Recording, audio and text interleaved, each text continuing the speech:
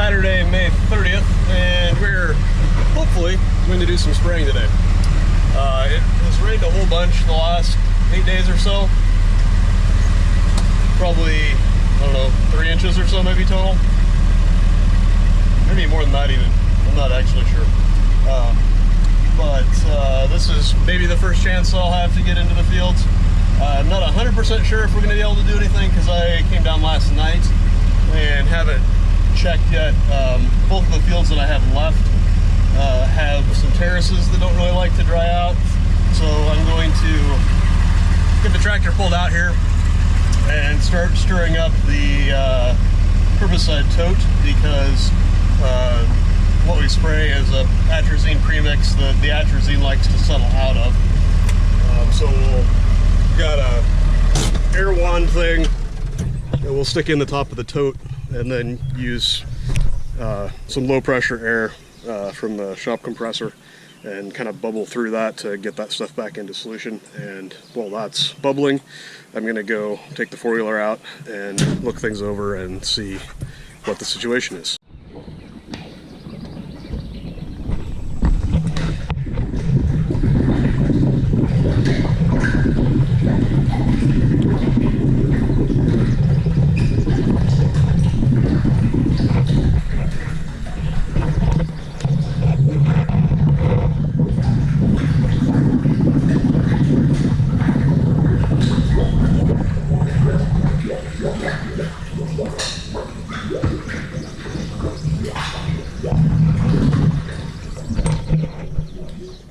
Alright, so we'll let that stir for a little bit and go check fields.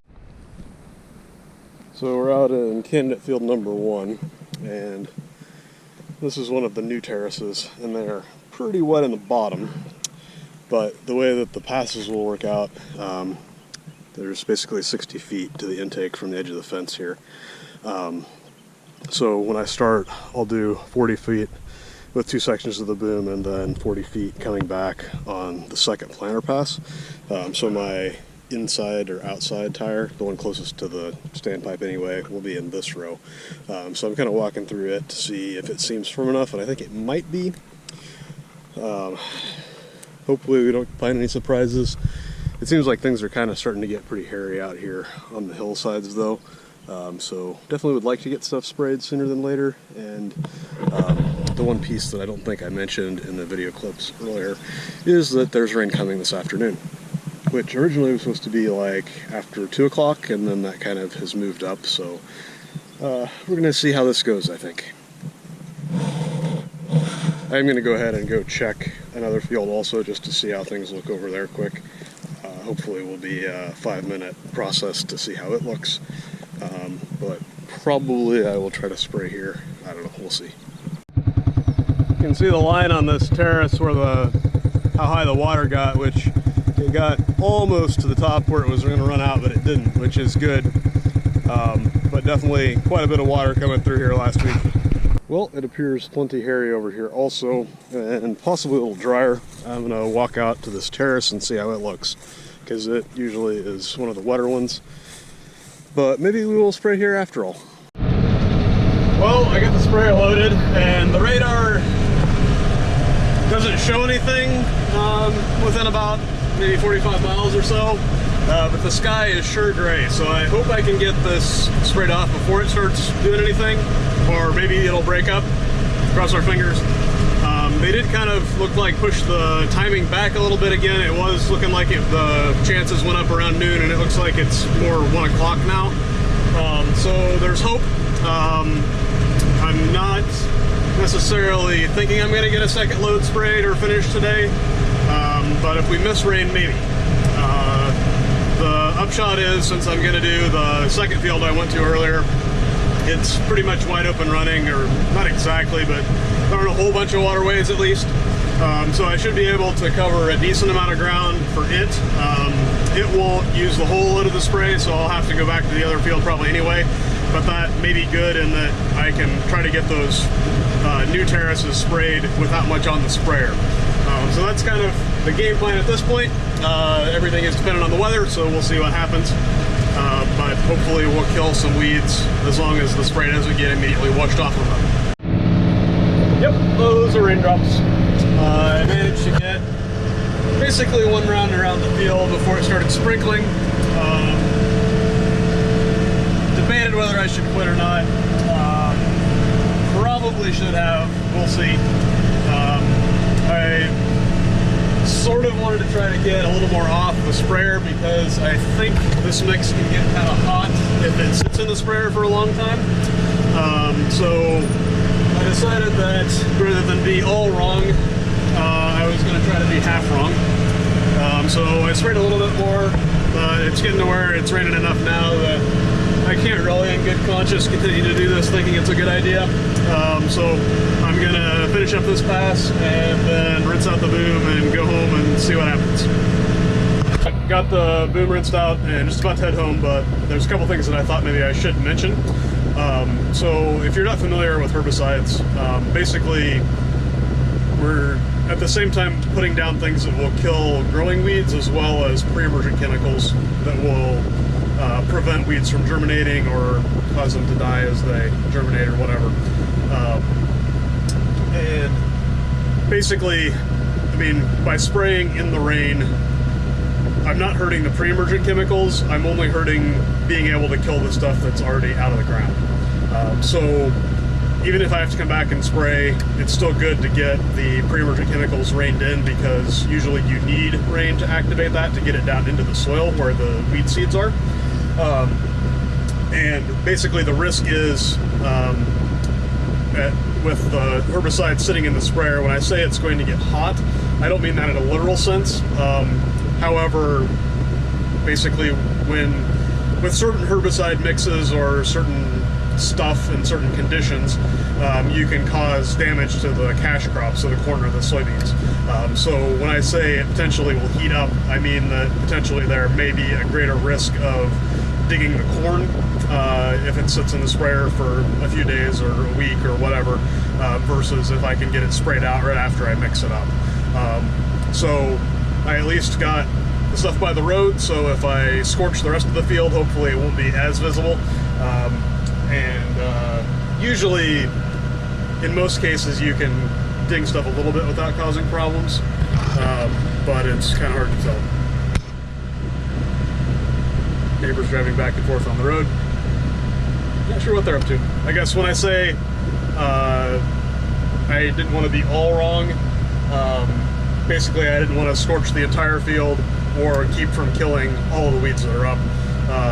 This way, I'm probably going to be half wrong one way or the other, but at least I'm not 100% wrong, so I guess that's better than it could have been. Whether or not this turns out to be a good idea to spray it all today remains to be seen.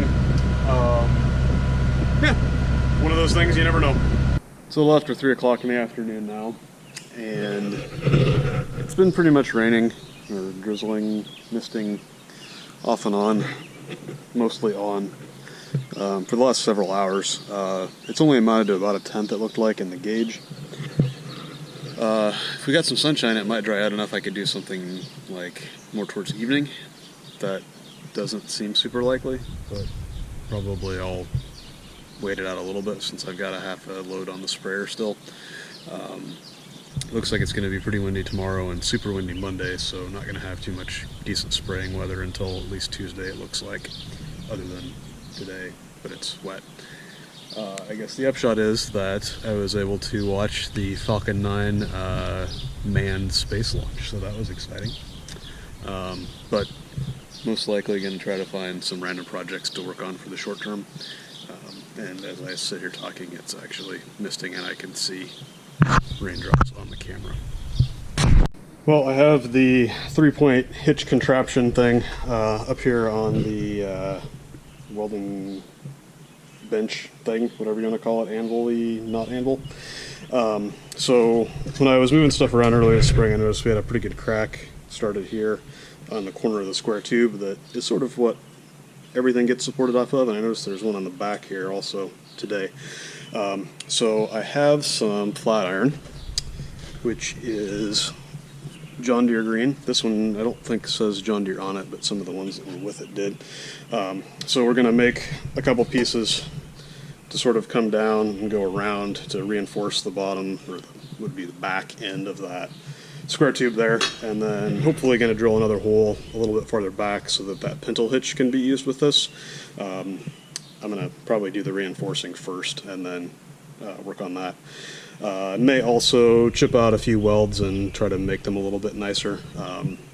Dad made this several years ago, I think, and it hasn't fallen apart yet, but there's definitely some porosity. I think from the dark flux, this was 7014 rod, which is what I'm decent at using. 6011 and 7014 are the main ones that we use around here. 6011 is pretty good for blasting through paint and crap. 7014 is a little bit stronger potentially, or it's a 70,000 psi series rod instead of 60. So basically we're going to try to do some reinforcing, get that shored up. The one on the back here I may just kind of V out and try to weld maybe with the MIG. Probably I'll use stick welding on the other stuff though, since we're using kind of thicker metal. I've had this stuff but have never actually put in a 240 volt outlet for that, so it's kind of a little bit marginal on the thicker stuff on 120 volt. Alright, got the head on backwards so I can put my welding helmet on here in a second. Rock and roll. So we're V'd out, and I kind of hammered these in a little bit to try to get that back where it actually belonged. So I'm going to take the MIG welder and weld in these spots to kind of reinforce that, and then we'll put the flat metal around here, and probably that one we'll just leave alone.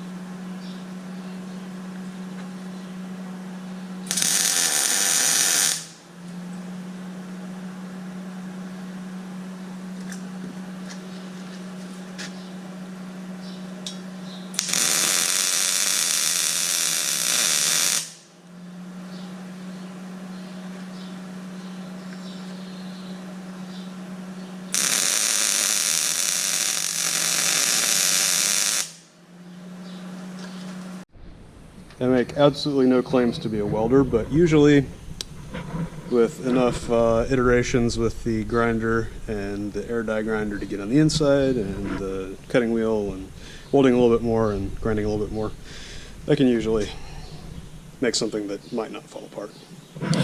So let's get some of that flat bar cut, and we'll do the pieces down the side and across the bottom.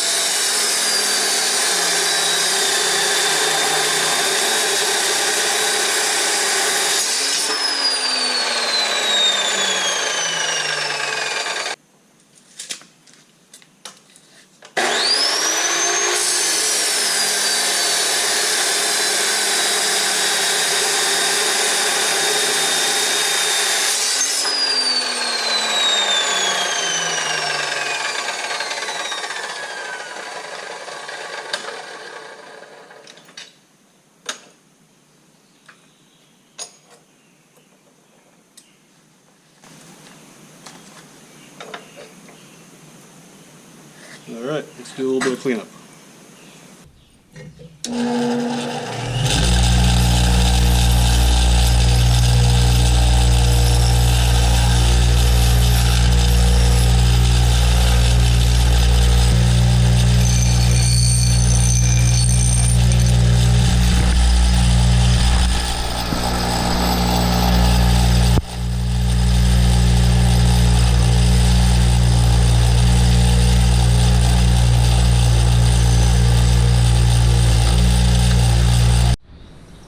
I've got stuff in position, so this is kind of what we're going for.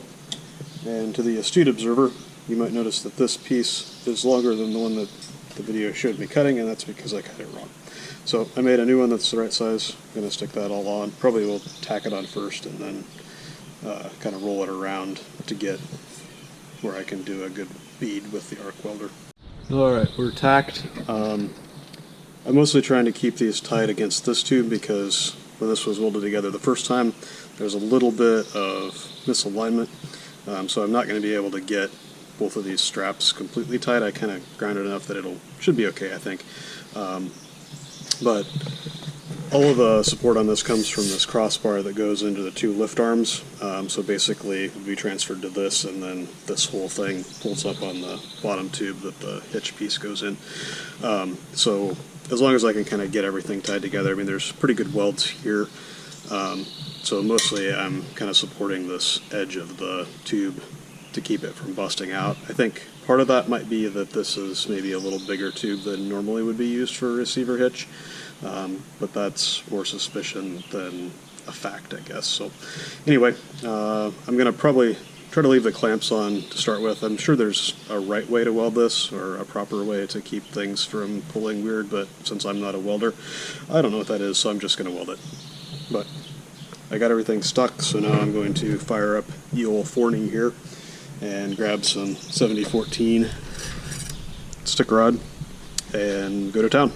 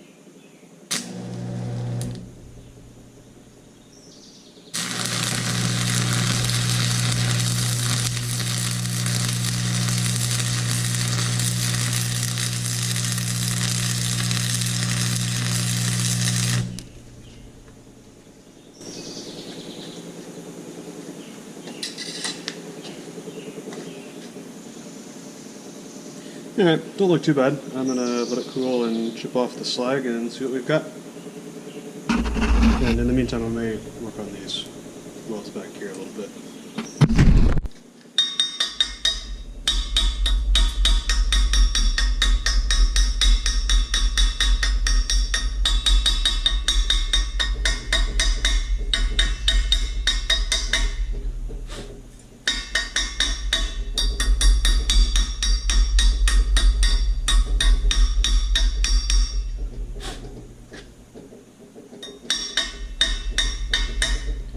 Well, I ain't gonna say it's a thing of beauty, but I don't see any giant voids, so far so good. Since my metric for welding is normally, is it stuck and are there any giant voids, I think I can live with this for what we're doing here. It seems like I undercut the strapping a little bit, so probably I was too hot or moving too fast or something, but I think stuff is stuck relatively well, so I think we'll go with that. I'm going to do a little bit more on where that crossbar is attached, since I'm kind of welding over top of crap. That makes it a little bit more complicated, it seems, but overall I think things are going fairly smoothly. Happy with progress. I might touch up a little bit on those corners, although I was pretty happy with those flat welds to kind of tie the three pieces together in that U shape, which I would point out if I wasn't holding the piece with one hand and the camera with the other. But it seems like it's better than it was, and it lived for quite a while the way it was, so I think we'll call that a win. I'm gonna go look and see if things have dried off. Not real optimistic, but if they have, I might try to spray a little bit more tonight. We'll see. It's about 7:45, and I was able to get the rest of the load sprayed off. It was a little greasy. I hope I get the weeds killed that were in the tire tracks. I think I should, because it wasn't super wet, but I was definitely picking stuff up on the tires some. But was able to get the field finish that I was on, and then went up and did another patch where I had a straight AB line and hopefully planted into the anhydrous tracks. So I think where it was greasy, a lot of that was because there was exposed dirt, because that field isn't aligned well to the terraces mostly. So there's not really a good way to do an AB line and be able to, avoid just having to go wherever. So then I ended up with exposed dirt from the anhydrous track in between the rows where I needed to drive the tractor. And I think that's a lot of where the mud that was sticking to the tires came from. But the other field I was able to run on an area where I had the straight AB lines. It was sort of up on the hilltop and got the load sprayed off. There was a little bit of sort of eroded hillside that was a little bit interesting, where I needed to turn around more than where I was actually spraying. That was a little greasy and not very much residue on the ground. But anyway, the sprayer's empty, so hopefully we'll see what happens tomorrow. There's probably a possibility that if things don't get wetter overnight, I'll be able to get a load off in the morning before the wind comes up too bad. If it's dry enough. I didn't actually go check the terraces. The part that I haven't sprayed is where the new terraces are, which seemed a little bit greasy this morning, so I don't know how much worse they are after the rain today. But anyway, sprayer's empty. See what happens overnight. Either spray tomorrow, or if I don't spray tomorrow, it's probably going to be Tuesday the way the forecast looks, unless things change.